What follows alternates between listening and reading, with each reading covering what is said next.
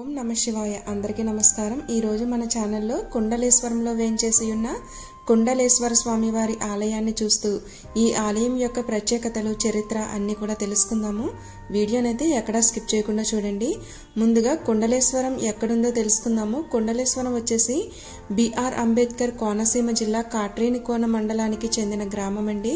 ఈ గ్రామం అమలాపురానికి 24 కిలోమీటర్ల దూరంలోను, అలాగే కాకినాడకి 50 కిలోమీటర్ల దూరంలో ఉంటుంది. ఈ క్షేత్రానికి చాలా ప్రత్యేకతలు ఉన్నాయండి. అన్ని కూడా వీడియోలో తెలుసుకుందాము.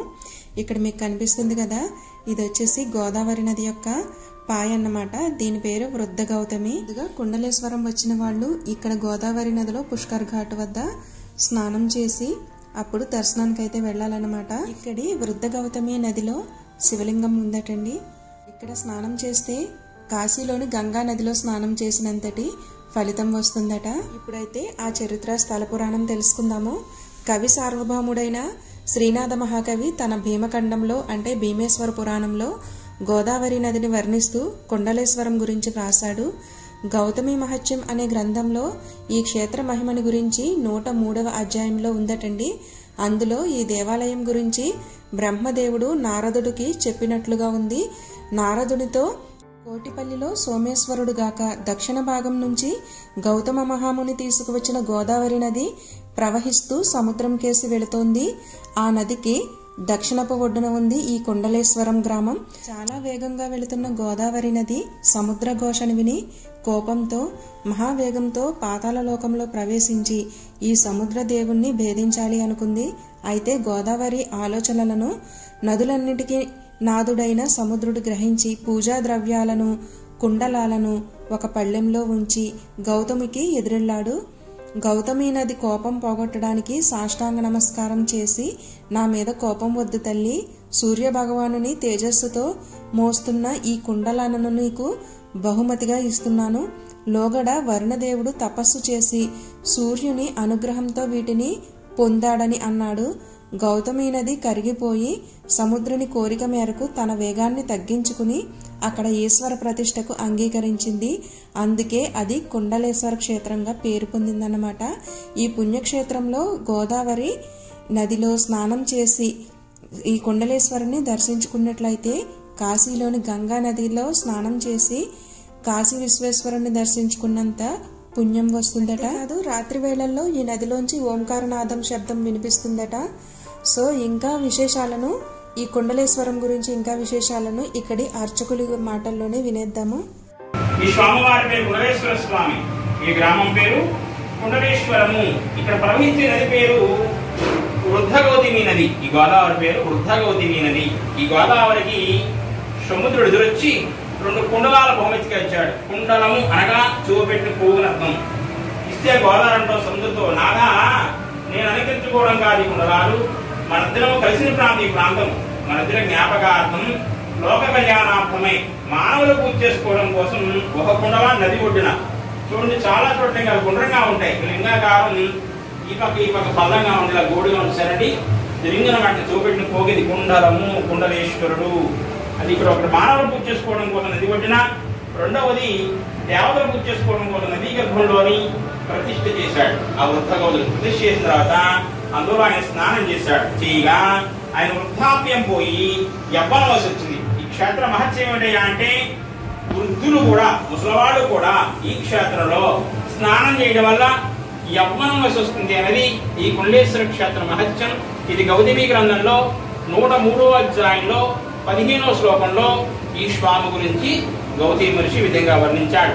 అంతేకాకుండా బ్రహ్మాండ పురాణం చెప్తోంది. బ్రహ్మదేవుణ్ణి నారద మహర్షులు అడిగాట, తండ్రి గారు ఈ భూమండలం అనేది చాలా పుణ్యక్షేత్రాలు ఉన్నాయి, నదీ తీర ప్రాంతంలో అనగా నది ఒడ్డున్న క్షేత్రాల్లో ఏదైనా ఒక క్షేత్రం చెప్పండి, ఆ స్వామి దర్శనం చేసుకుని వస్తానని గట్ట నారద మహర్షి వెళ్ళి బ్రహ్మదేవుని. అప్పుడు బ్రహ్మదేవుడు ఈ కుండలేశ్వర క్షేత్రం చెప్తున్నాడు. ఇది బ్రహ్మాండ పురాణంలో ఉంది. అనంతం కుండలాబలం. ఈ కుండలేశ్వర క్షేత్రంలో స్నానం చేసి స్వామివారిని కనుక దర్శనం చేసుకుంటే అనంతమైన ఫలితం వస్తుంది. అనగా అంత ఇంత అని వర్ణించలేము, కోటి రెట్లు ఫలితం వస్తుంది అని చెప్పాడు. అప్పుడు నారద మహర్షి ఈ కుండలేశ్వర క్షేత్రంలో స్నానం చేసి నదిలో ఉన్న కుండలేశ్వర స్వామికి అభిషేకం చేసుకుని మళ్ళా పైకి వచ్చి ఈ స్వామును కూడా పూజ చేసుకున్నాడు నారదుడు అని బ్రహ్మాండ పురాణం తెలియజేస్తోంది. నదిలో కుండలేశ్వరుని ప్రతిష్ఠ చేశారు అని గౌతమి గ్రంథం చెప్తుంటే, బ్రహ్మాండ పురాణంలో నదిలో ఉన్న కుండలేశ్వర స్వామి అభిషేకం చేసుకొచ్చాడు అని బ్రహ్మాండ పురాణం చెప్తోంది. నదిలో కంచిగుళ్ళున్నాయని పురాణం. ఎవరో చూసిన దాఖలు లేవు కానండి. మా పూర్వీకులు అనగా మా ముత్తాత గారు వయసు వాళ్ళు తెల్లవారుజామున అనగా 2-3 ప్రాంతంలో నదీ స్నానం వెళ్తే నదీ గర్భంలోంచి ఓంకారనాదాలు భజన కీర్తనలు వినపడుతూ ఉండి చెప్పుకునేవారు. నదిలో ఒక గుడి ఉంది అని పురాణం. అందులో ఉన్న కుండలేశ్వర స్వామి అభిషేకం చేసిన నారదుడు మళ్ళా పైకి వచ్చి స్వామి కూడా పూజ చేసుకున్నాడు అన్న విషయం బ్రహ్మాండ పురాణం తెలియజేస్తోంది. అంతేకాకుండా భక్త మార్కండేయుడు 4వ దశాబ్దం ఆయన కూడా ఈ క్షేత్రాన్ని దర్శనం చేసుకున్నాడు. ఎందువల్ల అంటే ఆయనకి అర్ధాయుష్ చిన్నతరులను ఆయుష్ తిరిగిపోయే వరం ఆయనకి. ఆయన 16 సంవత్సరాలు ఆయుష్ తిరిగిపోతుందని చెప్పి తల్లిదండ్రులు బాధపడుతుంటే అది చూసిన మార్కండేయుడు అంటున్నాడు, ఈశ్వరుడు వల్లే నేను పుట్టాను కాబట్టి ఆయన సేవ చేసుకుంటాను ఈ లోపల అని చెప్పి ఆయన భారతదేశంలో ఉన్న క్షేత్రాలని కూడా ఆయన దర్శనం చేసుకుని ఆఖరిని హిమాలయాలు ఈ స్వామిని కూడా దర్శనం చేసుకుని ఆఖరిని హిమాలయాలు చేరుకుని హిమాలయాల్లో తపస్సు చేసుకుంటుంటే యమధర్మరాజు తీసుకుపోతున్నాడు. అప్పుడు భారతదేశంలో ఉన్న క్షేత్రాల్లో 8 శివాలయాలు గుర్తుపెట్టుకున్నాడు. 8 శ్లోకాల కింద పాడాడు. వాటిని మృత్యు నుంచి కాపాడే వాళ్ళలో యనమంటను గుర్తుపెట్టుకుని 8 శ్లోకాల కింద పాడాడు. 8 శ్లోకాల్లో 4వ శ్లోకంలో కుండలేశ్వర స్వామి గురించి పాడాడు. కుండలీకృత కుండలేశ్వర కుండలం వృషవాహనం నారదాది మునీశ్వర స్తుత వైభవం వమనేశ్వరం అంధక మాన్యదామర పాదపం మదనాంధకం చంద్రజయకరమాశ్రయే మమ కింకరిష్మదవయ్యమ. శ్లోకానికి అర్థం ఏమిటయ్యా అంటే కుండలాకారంలో కుండలీకృత కుండలేశ్వర కుండలాకారంలో ఉన్న చెవుపెట్టి రింగు ఆకారంలో ఉన్న ఓ కుండలేశ్వర స్వామి వృషవాహుడవై నంది వాహుడవై ఈ ప్రాంతంలో ఉన్నావయ్యా. 2వ రైలు నారదాది మునీశ్వరస్తు నారదుడు మునీశ్వరులు వచ్చారని చెప్పుకున్నాం మనం ఇందాక. ఈ మార్కంటున్నాడు నారదాది మునీశ్వరుడు నారదుడితో అనేక మంది ఋషులు కూడా వచ్చి స్నానం చేసి పూజ చేసుకున్నారు. ఈ మధ్యకాలంలో బ్రహ్మశ్రీ చాగంటి కోటేశ్వరరావు గారు ఒక 5-6 సంవత్సరాల క్రితం మాట కాశీ వెళ్ళట. కాశీ వెళ్తే కాశీలో కొడితే బాధపడదు అన్నట్ట. కోటేశ్వరరావు గారు మీరు ప్రతి సంవత్సరం కాశీ వస్తున్నారు కదా, వచ్చి ముందు కనుక కుండలేశ్వర క్షేత్రంలో స్నానం చేసి వచ్చారా అన్నట్ట. అదేమిటయ్యా, కాశీ అనేది మహత్తర శక్తి కలది. శివక్షేత్రాల్లో ప్రాధాన్యతమైన క్షేత్రం ఉంది అంటే అది మొట్టమొదటి కాశీయే. అటువంటి క్షేత్రం వచ్చే ముందు కుండలేశ్వర క్షేత్రంలో స్నానం పని ఏమిటి, అది ఎక్కడుంది అన్నట్ట. ఆయన పెద్ద నవ్వినబడినట్ట పెద్ద పండితులు. ఇన్ని పురాణం చెప్తారు వీళ్ళు. కుండలేశ్వర క్షేత్రంలో స్నానం చేస్తే గాని కాశీ రాకూడదు విషయం మీకు తెలియదా అన్నట్ట. అలా నిర్ఘాంతిపోయి కాశీ పురాణం తిరిగేసి ఆయన 2-3 చోట్ల ప్రవచనాలు చెప్పడం జరిగింది. కాశీ వెళ్లి వాళ్ళందరూ కూడా ముందుగా కుండలేశ్వర క్షేత్రంలో స్నానం చేసి స్వామివారిని దర్శనం చేసుకుని అప్పుడు కాశీ వెళ్ళండి అని చెప్పారు. అసలు విషయం ఏమిటయ్యా అంటే కాశీలో ఉండే గంగాదేవి రూపం అండి హంస రూపం అండి, తెల్లటి రూపం అండి రూపం. అక్కడ వెళ్ళిన భక్తులు స్నానం చేయడం వల్ల ఒకసారి ఇలా మునిగి లేవగానే వాళ్ళ పాపాలని కూడా కడిగేసుకుంటా పోయి ముచ్చుల్లో కడిగేస్తారు. అంటే పాపాలని కూడా గంగాదేవి వదిలేస్తున్నారు.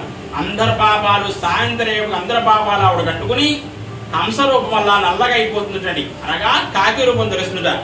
ఆ కాకి రూపం పోవడం కోసం రాత్రి వేళలు ఈ కుండలేశ్వర క్షేత్రంలో కాకి రూపంలో వచ్చి స్నానం చేసి మర్నాడు అక్కడ హంస రూపంలో ఉద్భవిస్తుంది అని కాశీపురాణం చెప్తోంది.